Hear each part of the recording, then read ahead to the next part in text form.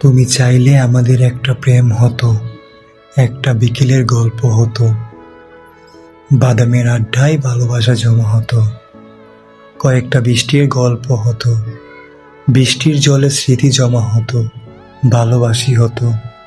তুমি চাইলে অন্য প্রেমিকদের মতো আমাদের মাঝেও সামান্য ঝগড়া হতো, একটা নিঘুম রাতের গল্প হতো, জোনাকির আলোয় দুজনে অভিমান জমাতাম। তুমি চাইলে আমাদের একটা সংসার হতো, একটা চিলেকোঠার মতো ছোট্ট ঘর হতো, একটা রুম, একটা সোফা সেট, একটা টিভি, একটা আলমারি, ডাইনিং টেবিল ইত্যাদি আসবাবপত্র দিয়ে ঘরটা মনের মতো সাজানো যেত।